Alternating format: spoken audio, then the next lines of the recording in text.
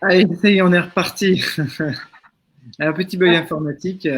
Facebook a saturé et donc a coupé la page comme si on avait essayé de se connecter en même temps sur notre compte. Donc, du coup, il nous a éjecté. Voilà. Donc, je pense qu'il y a peut-être eu une connexion sur notre profil en même temps. Et donc, voilà, vous allez pouvoir vous reconnecter tranquillement et on va pouvoir reprendre le live. Hop. Ça y est, c'est reparti, du coup. Ouais, la technologie, c'est super, mais que ça marche. Hein. Ouais, exactement. Après, c'est ce qui fait la magie du direct aussi. Exactement, les aléas. Hop. Voilà, on va voir comme ça. Tac. Hop, je relance.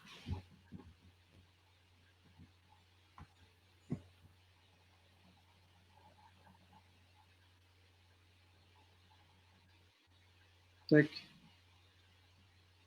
Ça y est. Ça y est, c'est reparti. Allez.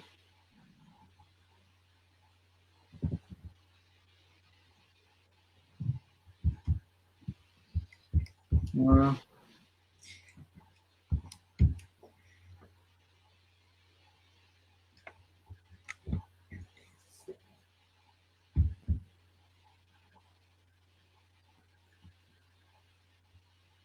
Allez, ça y est, c'est reparti.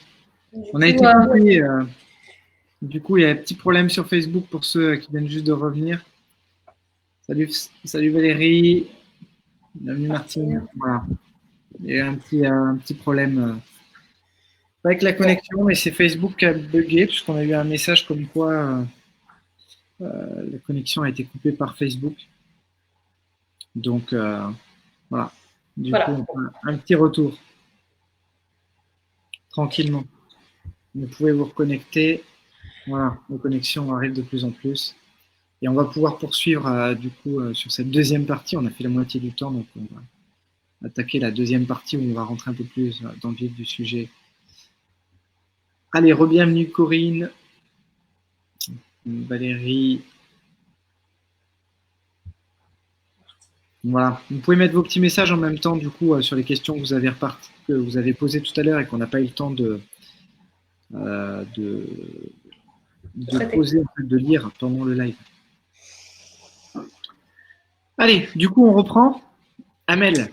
Oui, alors, on était sur l'entreprise et je pense que tu disais au début en introduction, ce qui serait intéressant, c'est de redéfinir ensemble les valeurs, en fait. Oui. Voilà, la valeur travail. Alors, le travail, ça peut être une valeur. Bon, j'en sais rien. Mais en tout cas, c'est intéressant de se poser la question de quelle place on veut que ça prenne, déjà dans notre vie.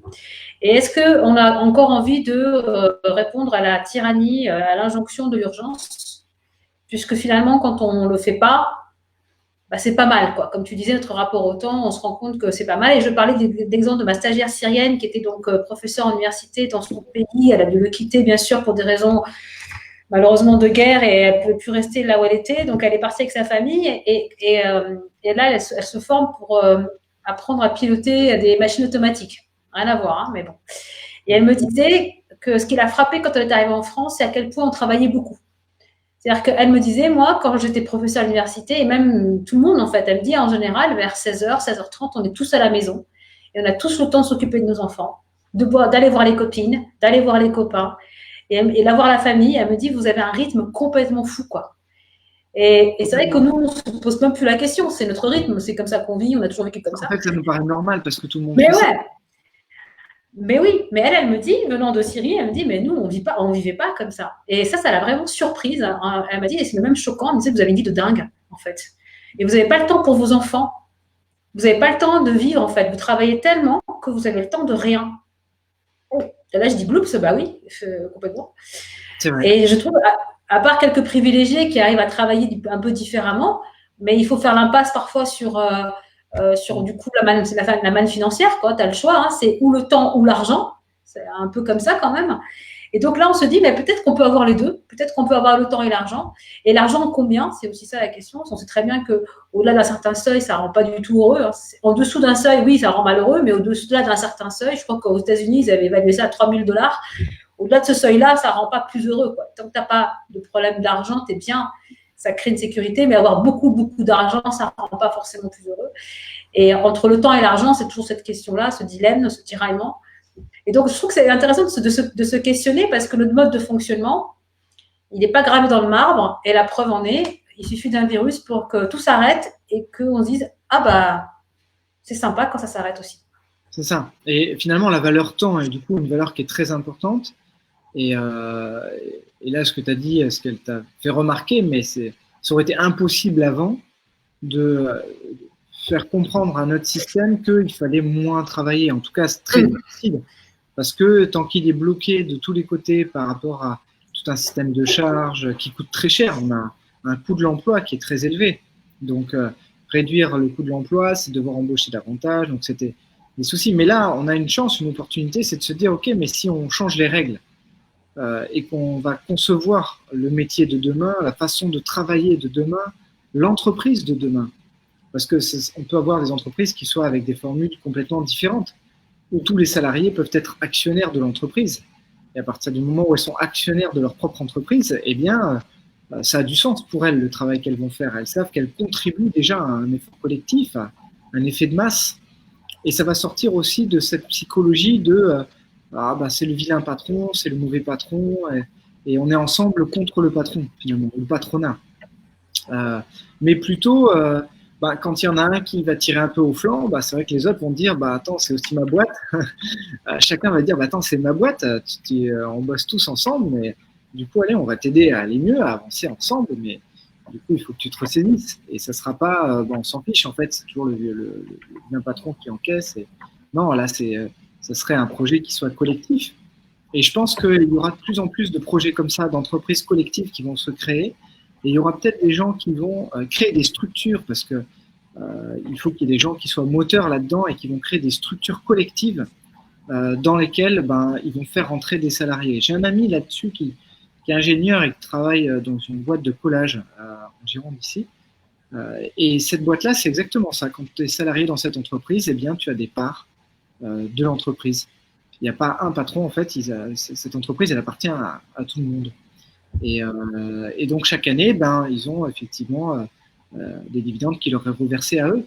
Mais c'est super comme mode de fonctionnement. Et je pense qu'on va plutôt aller vers des modèles économiques qui seront peut-être comme celui-là, qui soient collectifs, plus que, voilà, c'est un patron qui crée une boîte et puis après qu'il y a toujours cette difficulté à gérer sur les salariés, voilà, il y a vraiment cette notion de responsabilité, je pense, qui va émerger de plus en plus. En fait, l'ancien système, on voit bien qu'il ne marche pas. Hein. La souffrance au travail, les burn-out, tous les risques psychosociaux. C'est pas parce qu'on a mis un baby-foot et une salle de sieste que ça fait la différence. On sait qu'aujourd'hui, ce qui fait souffrir les gens, c'est clairement le management, quoi. Hein. Tant que tu n'as pas réglé ça, l'organisation du travail, le management, c'est vraiment la base de la base. Et l'organisation du travail, c'est aussi donc dans du bon sens. C'est pourquoi on fait ça. Et comme tu dis, si on devient tous actionnaires, c'est-à-dire qu'il n'y a plus vraiment ce conflit systématique entre la masse salariale et le patronat, ça pourrait faire beaucoup, beaucoup de bien. Et c'est vrai qu'on a toujours en tête l'image des entreprises du CAC 40 qui sont quand même délirantes parfois dans leur organisation, avec une inertie de dingue, avec des systèmes qui sont quand même un peu choquants. Et on perd la vie à tous les niveaux. Donc, en fait, effectivement, il y a des petites entreprises qui vont fonctionner différemment, mais il y a une forme de méfiance dans les deux sens. Le patron se méfie du salarié et le salarié se méfie du patron. Et ça, c'est quelque chose qui, malheureusement, fait beaucoup de tort à tout le monde. Là, je pense qu'il va falloir mettre à plat tout ça. Et puis, surtout, il n'y a pas… En fait, nous sommes tous égaux. C'est-à-dire que le lien hiérarchique ne donne pas une hiérarchie de valeur. Et ça, il faut vraiment que les gens le comprennent. Donc, et que finalement, plus on va pouvoir utiliser le potentiel, l'intelligence des gens, et mieux se sentira l'entreprise, quoi. Donc, c'est plutôt considérer les gens comme des des personnes capables d'apporter beaucoup à l'entreprise. Il y a une étude qui montrait que le salarié, il apportait que 10% de ce qu'il savait, quoi. Entre 10 et 30% de ce qu'il sait dans l'entreprise, parce qu'on l'infantilise. On lui fait pas confiance, on le flique, on le contrôle, on le limite dans ce qu'il a à faire. Alors qu'à l'extérieur de l'entreprise, bah, il est parent, il paye des impôts, il gère un budget, il vote, il s'occupe de ses parents. Enfin, c'est complètement délirant, quoi. C'est-à-dire qu'adulte à l'extérieur, mais de nouveau un statut d'enfant à l'intérieur de l'entreprise. Et c'est vrai que ça, fondamentalement, il y a quelque chose qui déconne. Donc, il va falloir aussi que tout le monde se considère vraiment comme adulte et puis qu'on remette un peu les choses à plat avec l'égalité. Une vraie égalité, parce que justement, les écarts de salaire parfois, alors dans les petites entreprises, c'est pas le cas, hein, mais dans les grosses, dont on entend le plus parler, c'est quand même très, très choquant. Et ça n'a plus aucun lien avec la notion du travail accompli. Oui, bien sûr. Donc, c'est ça aussi qu'il va falloir remettre en question. Moi, il y a un truc qui me fait jubiler en ce moment, mais qui va peut-être me prendre des coups sur la tête, mais quand même, il n'y a plus de foot. Bon, je n'ai pas l'impression que le monde s'en porte plus mal. Hein. Personnellement, moi, ça ne me dérange pas. Mais je me dis, ça aussi, c'est quand même un truc complètement délirant de gens qui vont gagner des fortunes, alors qu'en termes d'accomplissement, voilà, un chirurgien cardiaque, il gagnerait cette somme-là, ça me choquerait moins. Voilà. Bon, après, c'est mon point de vue, hein, j'entends bien. Mais je pense qu'effectivement, on a déconnecté la notion de travail et la notion de salaire. C'est basé sur une économie et… Oui, voilà. C'est-à-dire qu'on est dans un système et c'est plus du tout connecté à la notion de travail. Or, quand même, et d'utilité. La notion d'utilité, elle est hyper importante, quoi. D'ailleurs, et le confinement, il le montre. Hein. Est-ce qu'on a besoin des traders? Pas des masses. Par contre, est-ce qu'on a besoin des agriculteurs à fond, des éboueurs au taquet, des aides-soignantes, des médecins? Et là, ça nous ramène complètement en ligne. On dit de quoi on a besoin. Et qui sont les gens utiles? Et finalement, je pense qu'il y a des personnes qui doivent se retrouver confinées chez elles, à faire du télétravail et à se dire, mais putain, ce que je fais, ça sert à rien, en fait. À part gagner mon salaire à la fin du mois, ma contribution sur Terre, elle est presque parfois négative, même si c'est des entreprises polluantes. Mais en tout cas, si mon entreprise, elle disparaît demain, à part le salaire, ça ne fera pas de mal, quoi. Et c'est vrai que ça doit être assez déstabilisant de penser ça. Mais je pense qu'il y en a beaucoup d'entreprises qui sont comme ça. J'ai une idée folle qui vient, mais est-ce que salaire unique dans une entreprise, ça serait pas possible? Tu vois, dans une nouvelle entreprise, l'entreprise de demain, et se dire, bah, en fait, chaque personne qui travaille dans cette entreprise a le même salaire. Voilà. Et parce que chaque poste est important pour l'entreprise, que ce soit la femme de ménage qui est importante parce que bah, elle contribue au bien-être, à l'harmonie des lieux, des personnes qui travaillent dedans, que celui qui va aller chercher de nouveaux contrats, peut-être le commercial ou peut-être celui. Mais le commercial, quand il le fait, il va pas le faire en se disant ouais, je vais gagner plus, mais il va avoir la fierté de se dire je fais vivre ma boîte et je contribue à l'évolution de ma boîte et tout le monde compte sur moi. Et je pense que ça changerait les relations. C'est une sacrée révolution, ça. Ce serait génial. En fait, moi, je suis complètement pour. C'est-à-dire que c'est pas une question de, voilà, le temps que tu passes, quoi. En gros, t'es payé autant que tu passes, et je trouve ça assez juste. Parce qu'en fait, c'est pas une question. La compétence, c'est une chose, mais on sait très bien que l'argent n'est pas un facteur de motivation. L'argent, si tu en gagnes pas assez, ça va te démotiver. Mais te donner beaucoup d'argent ne va pas te motiver. Ça va te donner un petit peu un boost sur le moment, mais ça va pas durer. C'est pas ça qui va te motiver, en fait. Ce qui va te motiver, c'est que tu développes, que tu utilises tes talents, que tu t'éclates dans ce que tu fais, que tu grandisses, que tu apprennes, que tu sois connecté aux autres. C'est ça qui va te nourrir. Ouais. Et donc, finalement, moi, je connais des femmes de ménage qui adorent leur métier et qui s'épanouissent complètement dedans. Et leur vie, elle est complètement enviable, en fait. Si tu te dis, mais finalement, être patron avec plein de problèmes, est-ce que c'est enviable? J'en sais rien, moi. Là, ça remet en question complètement nos schémas d'appréciation, d'évaluation. On est tellement bloqué avec la notion de statut, d'ego. Enfin, c'est une révolution. Mais ce serait génial. Franchement, moi, j'adhère. Ouais. Moi, je pense que les relations au sein de l'entreprise changeraient totalement. Parce que forcément, quand tu vois tes collègues, peu importe ce qu'ils font, leur métier ou leur action pour l'entreprise, tu sais qu'en fait, ils ont une utilité. Et il y a souvent des questions, tu vois, quand tu dis, voilà, le chirurgien, par exemple, s'il gagnerait ça, ça me paraîtrait plus normal. Et quelque part, je me dis, en fait, que ce qui compte et la richesse de ce monde, c'est la diversité. Et on est riche de par cette diversité. Or, si jamais on valorise certains métiers plus que d'autres, tu vois, financièrement, eh bien, on perd en diversité parce qu'on a des métiers, du coup, que personne ne veut faire ou qui sont pas valorisés en termes de reconnaissance. Ensuite, dans l'entreprise, on avait un problème, c'est que si on apporte de la reconnaissance aux salariés, ah ben après, ils vont demander une augmentation. Donc, on ne peut pas leur apporter la reconnaissance parce que dans les entreprises, eh ben, il y a un budget chaque année pour augmenter un effectif. Voilà, s'il y a 10 personnes dans une petite équipe, eh bien, on peut en augmenter peut-être 5 ou 4. Et donc, les autres, il va falloir leur dire que cette année, ils n'ont pas été à la hauteur. Alors, ce n'est pas forcément vrai, c'est juste qu'on n'a pas le budget pour les augmenter. Et là, je pense que ça redéfinirait complètement ce schéma. On pourrait apporter de la reconnaissance aux gens. Les salariés eux-mêmes pourraient s'apporter de la reconnaissance entre eux parce qu'ils contribueraient à l'évolution de l'entreprise et chacun profiterait des dividendes en fin d'année. Et je pense que l'idée, c'est vraiment aujourd'hui de faire appel à notre créativité, pas se limiter dans ce qui serait possible ou impossible, mais vraiment de partir dans une nouvelle façon de vivre et de concevoir des modèles économiques et de se dire, voilà, peut-être qu'avant on pensait que c'était pas possible, mais pourquoi ça ne le serait pas aujourd'hui? Voilà. Et ça donnerait quoi si demain on faisait ça? Et je vais commencer à lire un peu les messages là, du coup, parce qu'on vous demande de participer un peu à tout ça. Alors Julien qui dit l'école des enfants qui apprennent à se connaître seront plus sensibles aux autres. De ce fait, ils deviendront des adultes responsables. C'est sûr qu'on a quand même beaucoup de lacunes dans notre système éducatif. Scolarité, dans notre système éducatif. Parce que les enfants passent beaucoup de temps à l'école pendant que les adultes travaillent aussi beaucoup de temps et on leur apprend pas forcément à se regarder soi-même, à regarder les autres, à se comprendre. On manque un peu d'outils aussi là-dessus et je pense que c'est quelque chose qu'il faut faire évoluer là-dessus, c'est sûr. Et ceux qui ont appris à faire ça vont rentrer beaucoup plus facilement dans les interactions sociales, seront moins coincés et vont pouvoir évoluer plus rapidement. Il faut arrêter les taxes et favoriser ceux qui entreprennent. Oui, mais là, on repart à ce moment-là aussi encore, Christine, dans un modèle économique un peu comme on avait aujourd'hui.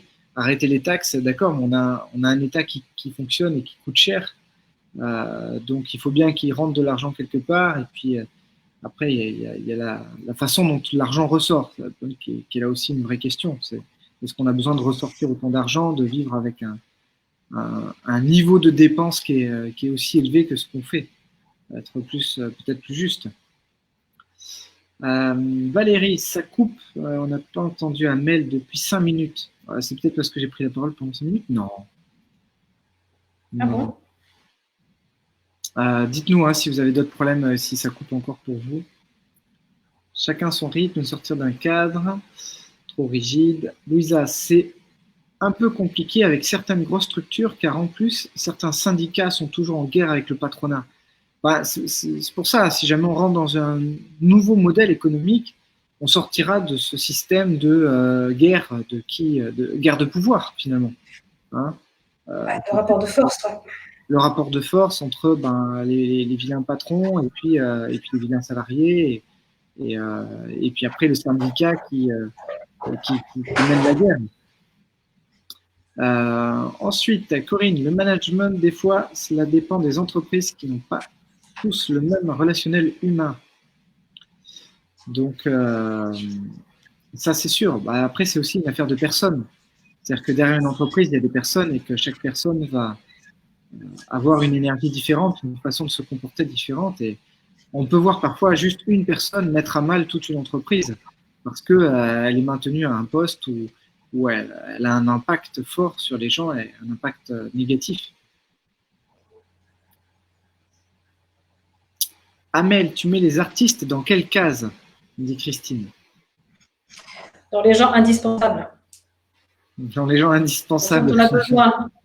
Pour ce dont on a besoin. Ah oui, carrément. Carrément. Tout à fait. Alors, Christine qui dit, il y en aura toujours qui se pensent supérieurs ou méritant plus. Peut-être, Christine, mais du coup, ceux-là, ils iront peut-être chercher un autre modèle. Mais l'idée, c'est pas de satisfaire tout le monde, c'est de proposer un modèle. Là aussi, je pense que partir sur un nouveau monde, moi, j'ai toujours dit que ce qui était important, c'était la tolérance. Et la tolérance, c'est très important. C'est-à-dire que à partir du moment où on se dit oui, on va vers un monde nouveau, c'est super, mais on condamne ceux qui ne le font pas, c'est de l'intolérance. Et je pense que être tolérant, c'est accepter qu'il y ait des gens qui ont encore une autre vision que la nôtre, qui aient une vision qui soit peut-être attachée à l'ancienne parce que ce sont leurs valeurs, parce que c'est leur histoire et parce qu'ils ont l'impression qu'ils savent faire que ça et qu'ils n'arriveront pas à sortir de leur schéma.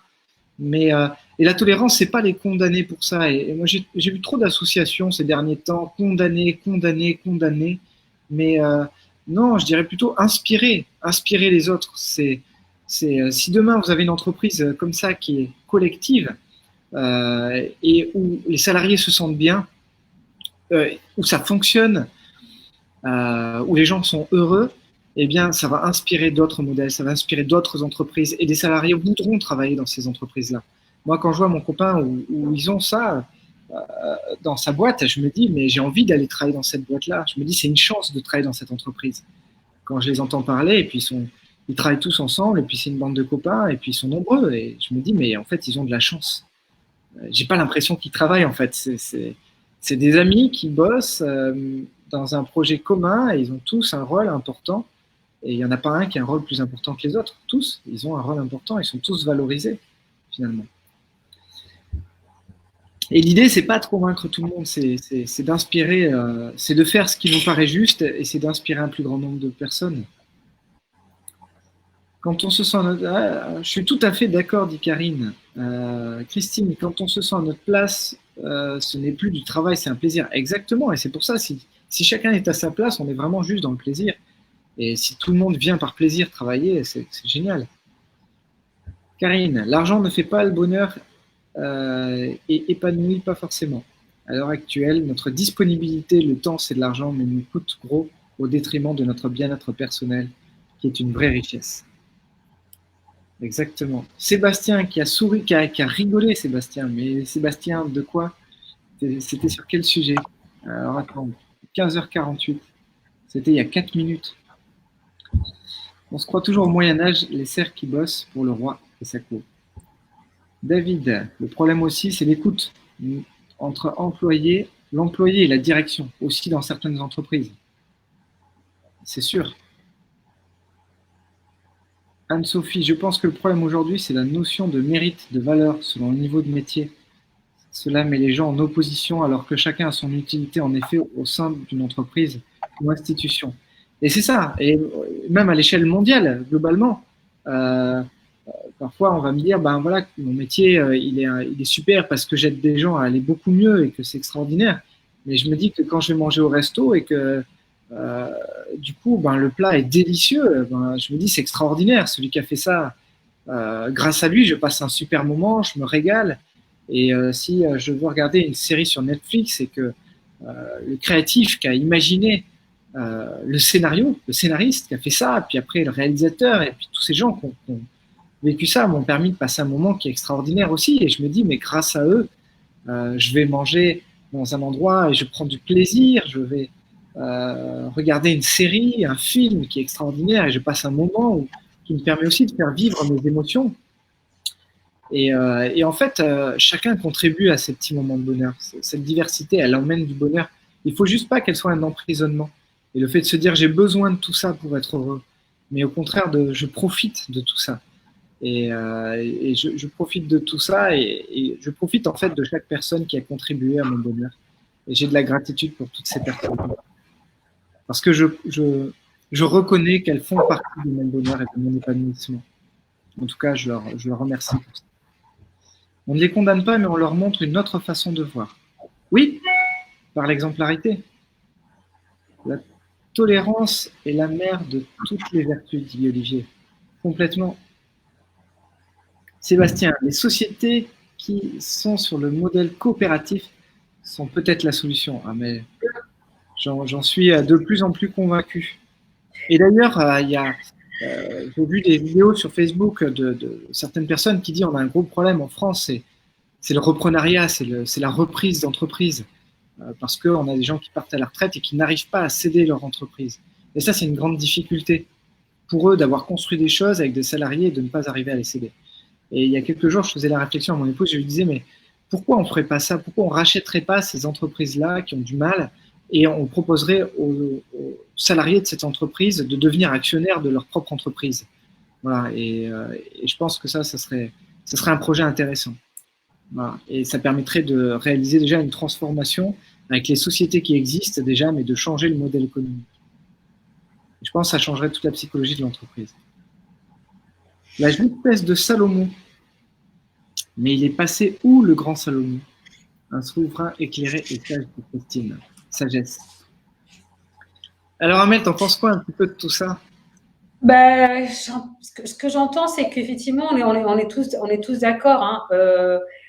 Changer l'entreprise, ce serait déjà une bonne idée pour commencer, parce qu'elle nous prend pas mal de temps et qu'on voit bien que le système tel qu'on l'a conçu, avec toutes les bonnes intentions du monde, ne fonctionne plus très bien, rend malheureux, et cette course à la croissance effrénée, infinie, absurde, est en train de nous détruire, tout simplement. Donc, il faut remettre à plat tous les systèmes. Le confinement et le Covid-19 aussi a révélé dans les entreprises ce qui n'allait pas. Les conflits rentrés, les conflits silencieux, parce que les gens ont peur et du coup, ça éclate aussi. Et là, je pense qu'il y a le après va être compliqué à gérer pour beaucoup d'entreprises.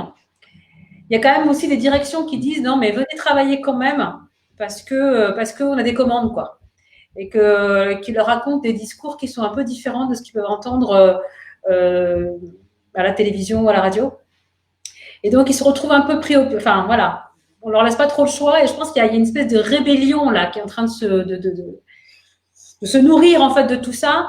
Alors après, il faut avoir le courage, hein, parce que c'est pas simple, hein, cette révolution qu'on aimerait avoir tous, c'est qu'effectivement tout le monde ait le même salaire. Moi, ce serait génial, parce qu'en fait, on associe la notion de salaire et de travail. Mais en fait, non, parce que quand tu fais de la vaisselle, quand tu nourris ton enfant, quand tu jardines, tu travailles en fait. Tu travailles tout le temps. Sauf que c'est pas rémunéré. Et on a tellement fait cette différence-là que ce qui n'est pas rémunéré n'a pas de valeur. Ce qui est grave. C'est excessivement grave. C'est-à-dire, t'occuper de tes enfants, ça n'a pas de valeur, sérieusement. Et donc, du coup, tu entends des trucs comme ça. Alors, en plus, moi, je suis en tant que femme et maman, ça me heurte d'autant plus. Et je me dis, mais ça, c'est le monde dans lequel on vit. Et c'est excessivement compliqué de s'en affranchir. Malgré tout, te dire, je ne suis pas d'accord, je pense que élever mes enfants, ça a de la valeur. Et c'est son ne le pense pas, mais c'est pas si simple que ça, en fait. Parce que nous-mêmes, on a le doute, quoi. D'accord? Parce que si tu n'as pas d'argent, tu n'as pas de valeur. Et c'est aussi ça qui se passe dans notre inconscient collectif. Donc, il y a un dénigrement de ceux qui ne gagnent pas d'argent. Et comme le disait, je ne sais plus qui, ceux qui se sentent méritants, qui méritent plus, et qui, effectivement, eux, vont être dans la compétition, qui vont travailler beaucoup, vont trouver normal de gagner beaucoup. Et donc, on rentre dans ce système complètement délirant, alors qu'on voit bien que les gens s'investissent dans le bénévolat au taquet. Tu enlèves le bénévolat en France, il n'y a plus rien qui tient. Il n'y a plus d'associations sportives, il n'y a plus rien. Tout le tissu social, il est bâti sur du bénévolat, sur des gens qui travaillent gratuitement. Wikipédia, c'est quoi? C'est clairement du bénévolat. Donc, en fait, les gens, ils kiffent faire des choses pour la collectivité. Ils aiment ça, en fait. Et finalement, la notion de salaire donne déjà dans l'inconscient collectif cette notion de pénibilité. J'en chie, donc il faut que tu me payes, quoi, en gros. Et puis après, de hiérarchie. Plus je gagne et plus je vaux quelque chose. Et donc, moins tu gagnes et moins tu vaux quelque chose. Et c'est ça qui se passe, en fait. Donc, c'est pour ça que c'est complètement pernicieux comme système. Et le fait que tout le monde gagne la même chose, quelle que soit sa situation, qu'il soit en train de s'occuper de ses enfants, ou travaille dans une bibliothèque, ou dans un milieu associatif, sportif, ou dans une industrie, ce serait juste génial. Parce que du coup, on enlèverait cette dimension-là. Et finalement, les gens pourront faire ce qu'ils aiment et pas se dire il faut bien que je mange. Parce que c'est ça que disent les gens, ce qui est très louable. Hein. Voilà, il n'y a rien à dire. Moi, je travaille pour payer mes factures, pour mettre un toit au-dessus de la tête de mes enfants, pour nourrir mes enfants. C'est noble. Mais on ne devrait pas vivre dans un monde comme ça. On devrait vivre dans un monde où on fait ce qu'on aime faire, dans lequel quelque chose qui nous parle, qui a du sens pour nous, et on ne se pose pas la question de je vais avoir un toit au-dessus de ma tête et je vais nourrir mes enfants. Quoi. Que ce soit complètement détaché. Et là, ce serait magique. Ce serait magique. Il y a Anne-Sophie qui dit, est-ce que le besoin de reconnaissance sociale n'est pas dû au fait de ne pas se suffire à soi-même, avoir besoin d'être supérieur parce qu'on ne se suffit pas à soi-même? Ouais, bien sûr. Eh bien, oui, après, il y a plusieurs choses qui expliquent la notion de reconnaissance, mais à partir du moment où on ne se reconnaît pas soi, on a besoin de reconnaissance. Après, il y a il y a la valorisation. D'un côté, il y a le besoin de reconnaissance, mais il y a aussi la valorisation des métiers. Voilà. Et là, ça serait un nouveau cadre qu'il faudra apporter. Puisqu'aujourd'hui, on valorise certains métiers plus que d'autres, on valorise certains postes plus que d'autres. Et le problème, c'est qu'on valorise dans une entreprise, par exemple, qui est dans le domaine technique, où vous avez des techniciens qui sont sur le terrain. Eh bien, ce sont des techniciens qui font vivre tout un système de bureaucratie avec plein de personnes qui vont être là. Et donc, il y a des responsables d'équipe. Après, vous avez des responsables de centres opérationnels qui sont au-dessus. Après, vous avez un responsable technique, mais vous avez aussi des responsables informatiques qui vont gérer. Donc, en fait, on a des techniciens qui s'occupent de la technique, qui font le cœur du métier. Et on a plein de gens qui vivent. Voilà. Et sauf qu'on se rend compte que les techniciens sont ceux qui sont les plus mal payés, alors que ce sont eux qui font vivre ces entreprises-là. C'est quand même hallucinant. Les improductifs. Et oui. Et ces gens-là, moi, j'ai connu ce genre d'entreprise. J'ai travaillé dans une entreprise comme ça. Et je me dis, en fait, ça, c'est pas terrible parce que, en fait, sans eux, il n'y a pas de travail. Et si eux, à un moment donné, ne fonctionnent pas bien, en fait, c'est tous les autres qui ne vivent pas non plus. Donc, leur travail à eux est aussi important, voire plus, que peut-être les autres. Mais si chacun était valorisé au même titre, eh bien, ils n'auraient pas le même regard sur les techniciens et les techniciens n'auraient pas le même regard sur les bureaucrates. Parce que du coup, chacun serait important.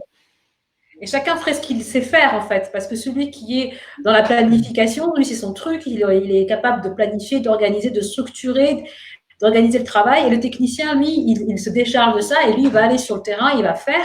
Donc, ils ont besoin des deux, en fait. Ce qui ne va pas, c'est comme tu dis, c'est la hiérarchie salariale. C'est qu'on décide que celui qui planifie, il va gagner plus que le technicien. Je sais, j'étais parmi les improductifs. J'étais chef de projet, j'étais chef de service. Donc, moi, j'organisais, je faisais ce que je savais faire. Et les techniciens, ils faisaient des choses que je ne savais pas faire, mais je gagnais plus qu'eux. Je ne vois pas pourquoi. En fait, ça n'a pas de sens, quoi. D'ailleurs, c'est ça qui ne va pas aujourd'hui. C'est qu'on est tous censés faire pourquoi on est là, en fait, notre talent, exploiter notre talent, mais il doit y avoir de hiérarchie, quoi. On a besoin de tout le monde. Exactement. Tout le monde est important.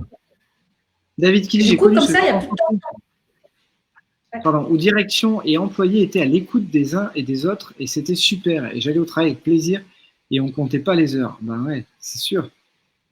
Karine, ça existe déjà, une grande poissonnerie a été rachetée par ses salariés et ils sont tous actionnaires à part égale. Bien sûr que ça existe, Karine. Et j'en ai vu quelques-unes des entreprises comme ça et c'est génial. On a tous envie d'aller bosser dans ces boîtes-là. Et puis, voilà, où en fait, ils sont actionnaires. Où ils sont actionnaires. Après, salaire égal, ça, c'est pas sûr. Mais imagine s'ils étaient tous actionnaires et tous salaire égal. Et donc, tout le monde pourrait voter en fin d'année et dire, voilà, on fait un vote. Et un vote, c'est tous les actionnaires. Donc, c'est l'ensemble des personnes qui contribuent au projet. Et de dire, voilà, qui vote pour qu'on augmente un peu les salaires l'année prochaine, du coup, parce qu'on a bien travaillé cette année, on a fait beaucoup de dividendes, on pourrait augmenter de temps raisonnablement, etc. Et puis, voilà, avec quelqu'un qui gérait un petit peu une forme de gérance un peu tournante. Ça pourrait être vachement intéressant. Alors ça existe déjà pour info. Ouais. Les entreprises qui font ça, entreprises libérées, donc j'arrive pas à me souvenir le nom, c'est Flexi quelque chose, ils fabriquent des tubes flexibles pour l'industrie et le bâtiment. Et en fait, eux, ils ont racheté leur entreprise parce qu'elle allait couler. Et ils se sont mis, ils étaient une centaine, ils se sont mis dans une grande salle et ils ont réfléchi, ils ont tout posé à plat pour reconstruire leur boîte. Et ils ont parlé de la rémunération, c'est-à-dire qu'ils ont une direction tournante et surtout, ils ont décidé de comment ils allaient être rémunérés. Et ben ça, c'est un sacré défi parce que effectivement, on a tous… Ah ouais. Et ils ont trouvé un moyen juste pour être rémunérés, qui leur convient en tout cas à eux. Je trouve ça super intéressant aussi. Alors, parce que les salariés sont très bons pour râler en général quand ils ne sont pas bien payés, mais quand il s'agit de réfléchir sur la rémunération, c'est une autre paire de manches. Parce que c'est quand même vaste. Il y a effectivement la contrainte de quel argent on a pour ça. C'est aussi un pari sur l'avenir, parce que je te donne tant, mais il faut que j'arrive à te le donner tout le temps. Donc, est-ce que j'ai suffisamment de visibilité sur mon activité pour être capable de garantir ça? Et puis du coup, le combien en fonction de chacun. Franchement, je trouve ça excessivement intéressant de réfléchir à ça, parce que là qu'on devient pleinement adulte, quoi.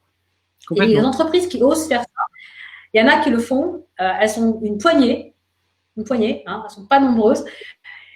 Mais je pense qu'elles ont… Alors, c'est très, très compliqué parce qu'on a tous nos schémas aussi à déconstruire, mais c'est d'une richesse extrême et je pense qu'ils sont les pionniers, là. Ils sont en train de travailler pour les autres, quoi. Ils sont en train de mettre en place des choses qui vont permettre aux autres de les copier, de s'inspirer d'eux, parce que je ne pense pas que les lois, elles vont arriver avant. C'est-à-dire que c'est les gens qui vont être initiateurs d'idées comme ça, et après, les lois, elles vont rattraper le truc. Mais d'abord, il va falloir qu'on soit courageux et ouais, couillu, j'allais dire, ouais, vraiment, audacieux. Ben, en Espagne, là, c'est mon épouse qui a du coup un ami en Espagne, comme elle a vécu 17 ans à Madrid, et qui a une entreprise avec peut-être 50 salariés. Et quand il y a eu la crise en Espagne, en fait, il a convoqué tous ses salariés. Et il leur a dit, écoutez, là, c'est la crise, c'est compliqué. On a deux options. Soit je suis obligé de licencier 5 personnes parmi l'effectif. Je vous dis pas qui, mais je suis obligé de licencier 5 personnes parmi l'effectif.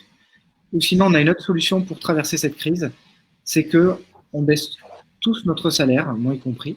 Voilà, et en baissant un petit peu tous notre salaire, on devrait arriver à conserver tous les emplois. Et il n'y a qu'une personne qui a refusé. Et, et en fait, ils ont tous accepté, donc ils ont pris cette décision et tous, et en fait, ils ont réussi à sauver tous les emplois. Et ensuite, quand la crise est sortie, ben, il a pu les réaugmenter à nouveau. Et c'est vraiment une entreprise qui est familiale. C'est un chef d'entreprise qui est assez impressionnant et qui a 3 enfants. Et en fait, il a hérité de cette entreprise de son père. Et déjà, quand ses enfants étaient tout petits, chaque année, il prenait une petite, il se mettait autour d'une table avec eux. Il disait bon, allez, c'est la réunion annuelle pour l'entreprise. Voilà, cette année, il y a des difficultés. Vous en pensez quoi? Et puis, il incluait ses enfants dans les prises de décision. Vous en pensez quoi? Est-ce que du coup, on continue comme ça, etc. Pour les impliquer dans la responsabilité et aussi le fait de les éduquer à devenir chef d'entreprise et responsable. Ouais, je trouvais ça très riche comme histoire. C'est quelqu'un qui m'a beaucoup inspiré. Le maître mot là-dedans, c'est confiance. C'est-à-dire qu'en fait, pour que ce soit possible, il faut qu'il y ait de la confiance. Et je trouve que ça, c'est le plus difficile. Aujourd'hui, dans les entreprises, il n'y a pas de confiance. Il y a la méfiance à tous les étages. Et je trouve que c'est ça qu'il va falloir reconstruire déjà, c'est rebâtir la confiance. Alors, ça arrive. Il y a des gens qui arrivent très bien, ou dans une entreprise entière, ou même ne serait-ce que dans un service. On arrive à trouver ça. Mais effectivement, c'est rare. Parce que la confiance, ça implique tellement de choses. Ça implique la transparence. Ça implique aussi la bienveillance. Ça implique la confidentialité. Ça implique le soutien. Ça implique tellement de choses, en fait, qui sont compliquées parce que c'est pas comme ça qu'aujourd'hui, on envisage le travail. Donc, je pense que oui, il y a des gens qui travaillent déjà là-dessus, des jeunes. Moi, je trouve que les jeunes sont super intéressants sur ce sujet parce que moi, je suis la génération X. Donc, normalement, je suis out là-dessus. Moi, je suis la génération des soumis qui dit oui au chef, qui respecte la hiérarchie. Enfin, moi, on m'a pas appris à faire autre chose que ça. Et je trouve que la génération Y, et on ne parle même pas de la Z qui arrive là sur le marché, elle n'a strictement rien à foutre de la hiérarchie. Et ça, c'est très salutaire. Et ils sont dans la recherche de sens. Ce que je fais, ça a du sens pour moi. Sinon, tu sais quoi, je me casse. Et c'est comme ça qu'ils sont. Et je trouve qu'ils amènent quelque chose d'inspirant, de nécessaire. Et eux, de toute façon, l'entreprise, si nous, on ne la change pas, et ils vont le faire. Clairement, ils vont nous mettre tout ça à plat. Et nos enfants, les tiens, les miens, qui sont jeunes encore, c'est pareil, parce qu'ils ne comprennent pas le délire là. Ils ne comprennent pas ce qu'on est en train de faire, pourquoi on travaille pendant des heures, pourquoi on s'épuise, pourquoi on a le temps de rien. Ils nous regardent s'agiter et disent mais tu veux que moi je fasse comme toi? Je ne crois pas. Non. Et donc eux, de toute façon, ils vont bousculer tout ça. Oui, c'est sûr, ça n'a pas de sens pour eux. Ça n'a aucun sens ce qu'on fait. Et c'est vrai que la notion d'effort, de pénibilité, c'est pas leur truc. Il faut que c'est du sens, il faut que ce soit fun, il faut que ce soit engageant. Donc, il y a beaucoup de métiers qui vont certainement être revus et corrigés par cette nouvelle génération qui va balayer tout ça. Mais alors, donc nous, c'est très, très simple. C'est soit on prépare le terrain, soit on se le prend en pleine gueule, parce qu'ils le feront pour nous. Hein. Ça, c'est sûr. Du coup, on va clôturer ce live. Ça fait déjà 1h10 qu'on y est. Après, on n'a fait que un sujet, il y a encore. Ouais, c'est pour ça qu'on reviendra dessus. C'est intéressant parce que voilà, là, on a parlé du travail, du monde de l'entreprise. Mais prochaine fois, on parlera un peu de, OK, dans la vie sociale, ça change quoi? Dans la vie familiale, dans nos interactions, comment on vivra avec nos amis, enfin, comment on vivra avec nos voisins aussi, comment on vivra en local. Enfin, il y a plein de sujets à aborder. L'entreprise, c'est vrai qu'il est un peu moteur parce que c'est quand même ce qui prend la grande majorité de notre temps. Et voilà, et j'allais y venir. Du coup, Anne-Sophie dit, et du coup, on fait quoi? Et c'est une très bonne question, Anne-Sophie. On avait prévu de conclure comme ça et de dire, voilà, que l'objectif, effectivement, maintenant on émet un peu ces réflexions, après, bien sûr, nous, on a émis des idées, vous pouvez en émettre d'autres, mais l'idée, c'est de commencer à imaginer ça demain. Et si vous aviez projet de créer une entreprise, pourquoi pas, eh ben, c'est vraiment de concevoir peut-être cette idée-là et de voir, ben, cette idée-là, elle pourrait apporter quoi, elle pourrait fonctionner comment. Voilà, moi-même, c'est quelque chose auquel je vais penser pour mon entreprise et puis de voir du coup comment, si je la développais dans cette idée-là, comment on pourrait la développer, elle pourrait prendre quelle forme, il faudrait que ça fonctionne comment exactement. Enfin, voilà, je pense il y a plein de choses à faire et que dire toujours, encore une fois, seul on va vite, mais ensemble on va plus loin. Et l'objectif, si on veut donner du sens à sa vie, à ce que l'on fait, ben, c'est d'aller loin et de permettre aussi au collectif d'aller loin.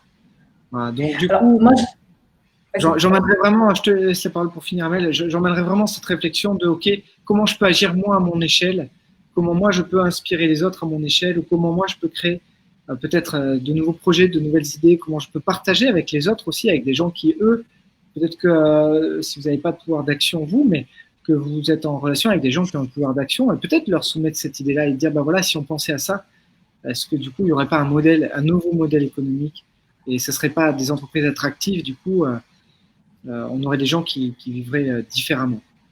Voilà.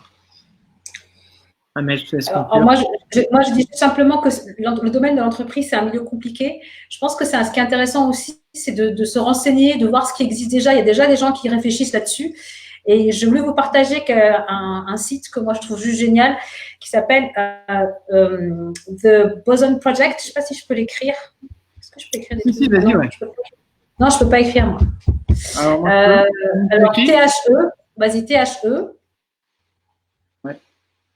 Vas-y. Plus loin, Boson. B-O-S-O-N. Oui. Project. P-R-O-J-E-C-T. Donc, c'est français, malgré le nom. La fondatrice, elle est absolument géniale. C'est une génération Y. Ouais, c'est ça. Donc, je vous invite à aller sur ce site parce que c'est vraiment des gens qui réfléchissent sur l'entreprise de demain. Et ils ont fait des études, ils sont renseignés, ils ont proposé des modèles. Ils sont absolument inspirants. Et je trouve ça très intéressant. Ouais, c'est très bien. Ouais, c'est très bien. Parce que je pense qu'il ne faut pas réinventer la roue.